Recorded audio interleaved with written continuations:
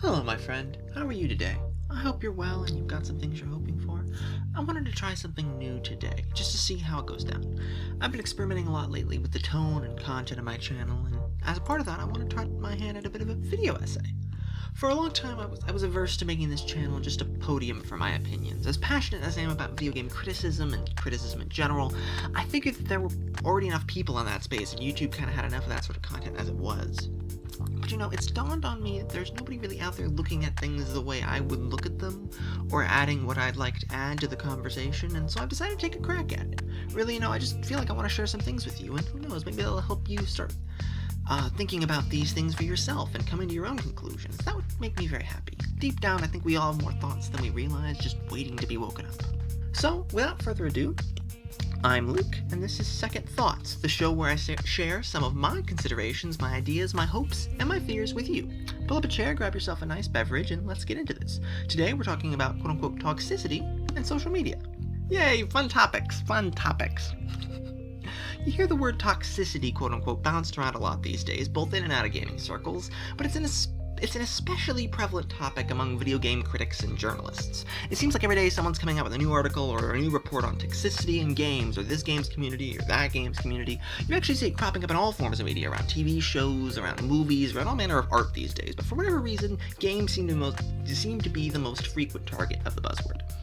And first of all, I want to address that word, toxicity, because I don't like it. I don't think it's the right word at all. Now, by and large, I'm not one of these people who has much truck with, the kind of social script fashionable people try to follow. The liberal political correctness, or the conservative propriety, or the primness, or whatever you want to call it. It's all the same to me, It's people trying to control how other people are allowed to talk, or what dialect of English is appropriate, or primary, or whatever. Personally, I don't think anybody really owns English. Dictionaries are defined by usage and nothing else, and words can vary a lot in implications in different contexts and regions. It's interesting, actually, because with the rise of the internet, we've seen further distinctiveness between different dialects emerge rather than the universality or uniformity you'd expect. Now, I say all this because I don't generally like to say, you can't use that word, or that's a bad word. Some words are obviously just insults or slurs designed explicitly as weaponized language, but most words are tools for communication, not weapons, and communication's a two-way street. But nonetheless, words do have inherent meaning, obviously, and inherent implications, and denying that denies the whole purpose of language in the first place. So what does this mean for toxicity, quote-unquote? Well, my problem with the word toxicity, before we can even get into the topic it allegedly describes, is that it characterizes people and their actions as toxic, as toxins. And the problem with this is that toxins can only be purged or purified from a system. They cannot be redeemed. So under this language, if I call someone toxic, quote-unquote, I'm effectively saying they have no goodness or inherent value within society, no humanity. I'm saying they are a toxin and they must be removed. It's the epitome of the kind of burn it down, fight fire with fire, kind of veiled intolerance that's so prevalent right now. And if you want to know more of what that problem looks like, read Fahrenheit 451, because it pretty much depicts it perfectly. So calling people quote-unquote toxic is actually counterproductive because it dehumanizes them and the problem, which only really fosters still more inhumanity in the first place. The word implies I must remove them, must purify them from the system, must burn them down and throw them out as some alien other that cannot be treated like the rest of humanity, and you can see just by the sound of that how problematic and dangerous that idea is. It's the same thing with the word trolls, really. You're not calling people bullies or broken people who need help, or even evil people who've lost their way entirely. You're calling them trolls, subhuman, apart, not a member of the same society or the same species as you. And therein lies the problem. If you estrange someone, isolate someone, regard them as less than human because they aren't treating you like a human, you only reinforce their own sense of inhumanity. We're social creatures, and if I treat people badly, they will learn from my example. If I fight fire with fire, the flames only grow higher. In other words, calling people toxic only makes them more quote-unquote toxic. It pushes them further away, where they're going to look on the rest of humanity as separate from them, something to look down on, and the only people whose society they will be able to seek out will be people as cruel or crueler than them. And this just makes the whole problem worse.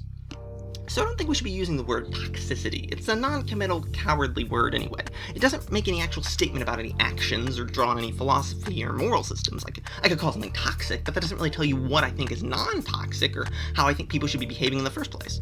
Aside from being problematic, it's not a useful word, and that alone is reason enough to toss it aside. So gaming isn't toxic, our culture isn't toxic, people aren't toxins. We're just surrounded by bullying, cruel, unkind impulses and influences. And when you think about it, this isn't so revolutionary a situation.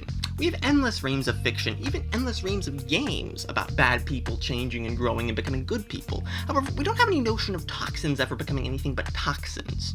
In one sense, what we're really talking about is that we have a bullying problem. We have an intolerance problem, which even the very prevalence of the word toxicity can point to.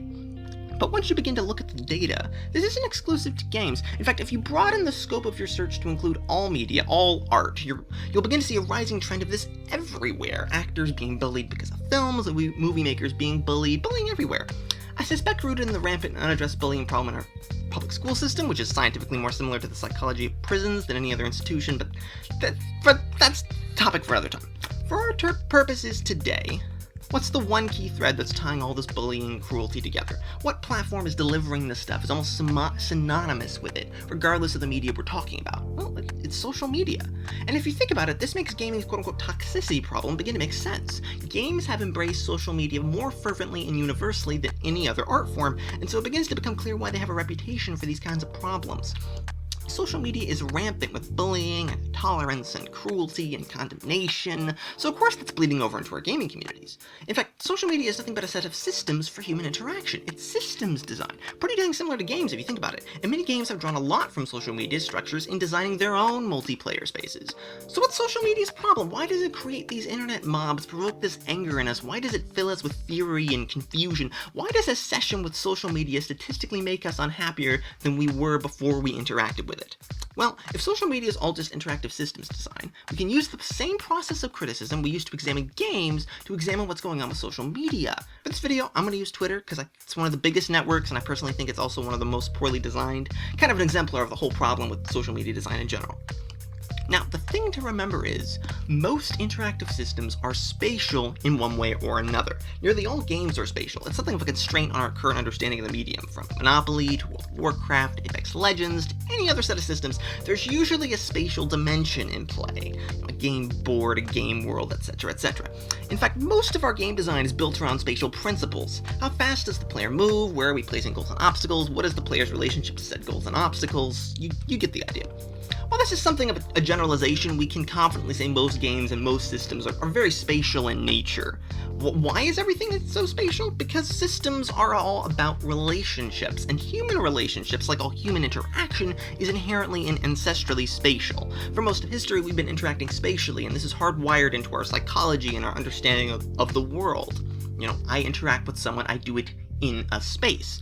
The thing is with social media, though, is that it wasn't designed spatially.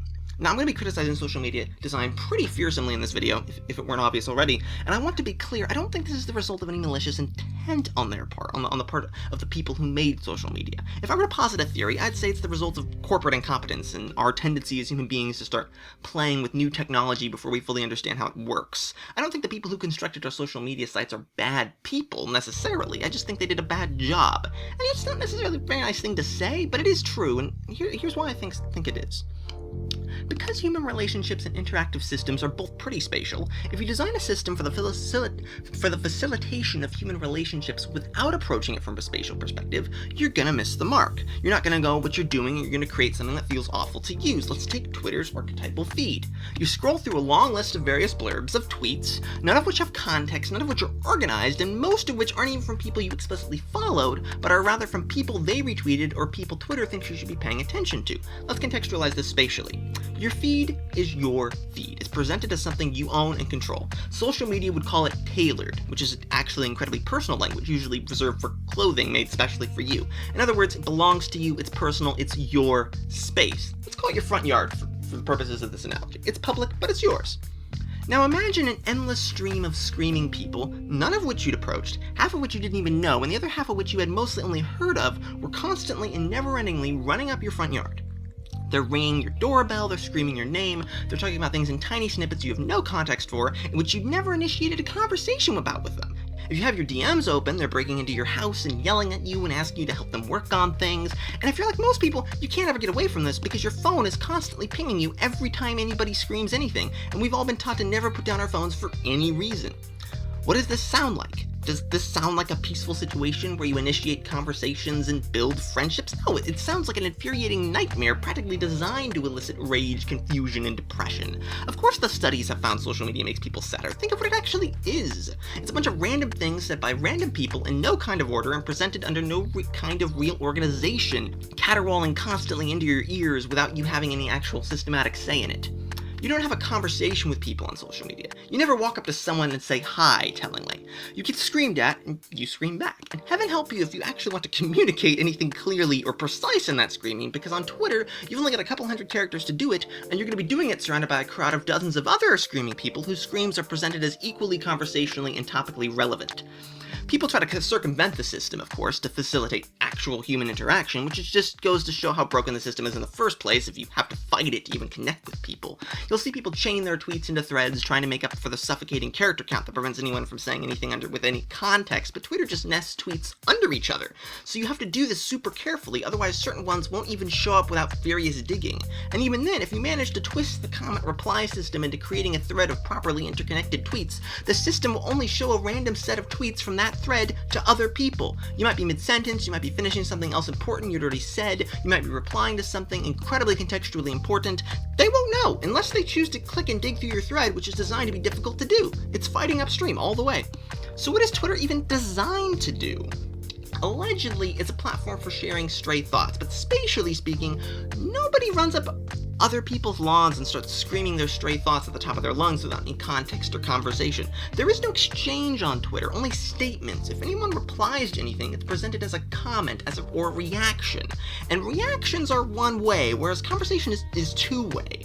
Even the way replies, quote-unquote, are presented contextualize them as secondary to the original tweet. Again, they're nested underneath, and you're going to have to go looking for them. It's all reactionary, it's all commentary, none of it's conversation. And this is precisely why social media is so angry and sometimes so hateful. No one can actually hear each other or have a real conversation with each other. They can only scream into the void and hope the merciless, opaque void carries their lonely voice to some listener who will press a heart button to acknowledge their existence. Systems incentivize and contextualize behavior, and so impact how people behave. If other people are presented as reactionary, screaming, idiotic facades who are forced to commentate rather than converse, how am I going to treat them? I'm probably going to find myself not treating them like real people. How could I? They aren't being presented as people, so subconsciously, I'm not going to think of them as people. There's nothing spatial or human about their presentation. I'm more likely to have a genuine social experience in a completely wordless game like Journey, where the other person is an actual human-like figure who has a spatial relationship to me and can make direct, relevant actions addressed to me, than I am on Twitter. I could talk for ages about the retweet feature and how it can be used both for solidarity and for irony, and so therefore serves no real purpose for actual communication or unity. I could talk about how it literally systemizes the creation of mobs by riling people up like us about random contextless blurbs with no room for consideration or discourse. I could talk about how Twitter physically doesn't make room for second thoughts or the size of thoughts in general, and so makes us forget we can actually think. Heck, I could talk about how Twitter probably continues to allow rampant harassment and hatred across its platform because all it cares about under its own systems is things going viral, and hatred goes very viral indeed. But this video is already exceedingly long, so I'm going to finish up my thoughts here. What's my point? What am I getting at, aside from social media being the main culprit for modern community miseries? Well, if we can identify the problem, we can find a solution. And I don't mean go on Twitter and complain about Twitter. I've done that. All that does is feed the same broken, dangerous systems. I encourage you rather to abandon Twitter and Facebook and Instagram. These social media platforms only survive because we feed them. Without people to exploit and make mobs of, they will wither and die. We're sacrificing our own blood to these machines, and that is unfortunately on us. And even if you think you're only a drop in the bucket and you quitting won't change anything, well, the ocean is made of drops, and the difference of a butterfly's wing beat on the wind can scientifically be the difference that starts or stops hurricanes. Unlike so many other issues that make us feel helpless, we all have the power to change this problem. And what of our communities? What of our friendships we've made on these platforms? Well, for one thing, it seems to me social media is more of a platform for meeting or stalking people than actually building friendships with them. Most of my social media friendships were actually built on other platforms, like topic-based chat rooms such as Discord, or forums that were actually organized into different spaces of contextual discussion. And if you just want to meet random people, then games are great for that. There are endless games that, being spatial, already serve to create far better communities than social media does. Sure, plenty of the mentality still bleeds over, as we discussed, but at least you'll be interacting within healthier, more productive systems, and that's better for everybody. The problem, my friend, isn't games. The problem is the platforms we're being given to discuss them. What we really should be doing is trying to unify within the space of games themselves, because right now, that's going to be a lot better both for ourselves and our communities. They may not be perfect, but more genuine friendships were built through games alone than on social media alone. And game developers, rather than creating a Twitter feed and falling prey to those oppressive systems, shut down those accounts, make your own website, and design your own healthier spaces for your fans to interact in. God knows you're better at it anyway. With that, I'm going to bid my adieus. Thank you so much for listening, my friend, and I hope you have a lovely, lovely week. God bless you, happy thinking, and I'll see you in the better spaces of the future.